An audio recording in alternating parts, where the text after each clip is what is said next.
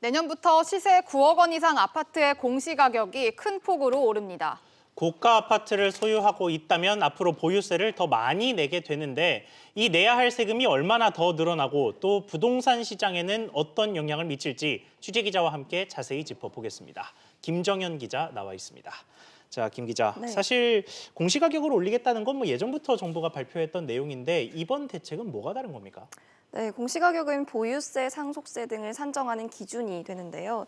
이 기존에 집계됐던 내년도 공동주택 공시가격 평균 현실화율은 69.1%입니다. 이 현실화율이 70%가 채 되지 않아서 고가주택을 보유하고 있어도 세금 부담이 높지 않고 이 때문에 부동산 투기도 조장되기가 쉽다는 지적들이 잇따르는데요. 예. 이에 따라 정부가 부동산 가격이 높고 현실화율이 낮을수록 이 공시가격 현실화율 상승폭을 확대하기로 했습니다. 이번 대책에 따라 내년 공동주택 공시가격 현실화율은 시세 9억 원에서 15억 원인 아파트는 70%, 15억 원에서 30억 원은 75%, 30억 원 이상은 최대 80%로 높아집니다. 다만 가격대별로 상한선을 둬서 공시가격이 지나치게 오르는 것은 막기로 했습니다. 이 시세 9억 원 미만인 공동주택의 경우 현실화율이 오르지 않습니다. 네, 아무래도 고가 아파트가 많은 서울 강남권에서 가장 민감하게 반응을 할 것 같은데 보유세가 얼마나 오르게 되는 겁니까? 네, 먼저 강남 대치동에 있는 레미안 대치팰리스의 경우 이 전용 면적 84제곱미터의 올해 보유세는 650만 원입니다.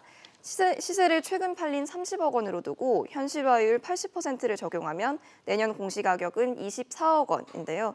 내야 하는 세금이 보유세 상한선인 전년도의 1.5배가 늘어나 975만 원이 됩니다. 3.3제곱미터당 1억 원으로 우리나라에서 가장 비싼 아파트인 서초동 아크로 리버파크도 보유세가 363만 원, 그리고 잠실헬스도 159만 원이 더 늘어납니다. 만약 가진 주택 두 채를 합친 시세가 52억 원인 다주택자라면 내년에 내야 할 보유세는 6,558만 원으로 올해보다 115% 오르게 됩니다. 네, 그런데 결국 이런 정책의 핵심은 다주택자들이 주택을 많이 내놔서 시장의 물량을 많아지게 하고 가격을 떨어뜨리게 한다. 이런 식의 구도로 돌아가야 하는 건데 다주택자들이 실제로 집을 팔까요? 이번 부동산 대책으로 다주택자들의 경우 최대 3배의 세금을 내야 하게 되는데요. 예. 이 소득이 없는 은퇴자라면 부담을 느낄 수도 있겠지만 사실 그동안 아파트 값이 오른 것에 비하면 큰 부담이 좀 아니라고 볼 수 있습니다. 앞서 봤던 강남권 새 아파트의 작년 실거래가와 최근 실거래가를 비교해보면 대치팰리스가 10억 원, 아크로 리버파크가 12억 원, 그리고 잠실헬스가 5억 원이 올랐습니다. 이 몇백만 원 수준으로 오른 세금에 비하면 좀 큰 금액인 건데요. 예. 내년에도 이 정도 수준으로 아파트 값이 오를 것을 가정하면 이 보유세가 수백만 원 올랐다고 해서 집주인들이 쉽사리 매물을 내놓기는 좀 어려워 보입니다. 네, 이런 가운데 은성수 금융위원장이 최근 자신의 집을 팔겠다고 나섰어요.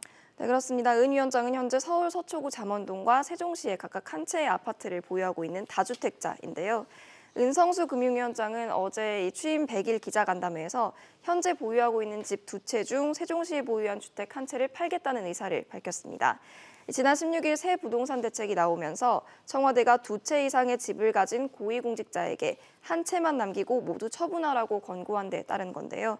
이와 함께 은 위원장은 현재의 부동산 시장 상황을 집값이 비정상적으로 높은 버블이라 진단하면서 향후 5년에서 10년 이내에 집값이 폭락할 것으로 전망했습니다.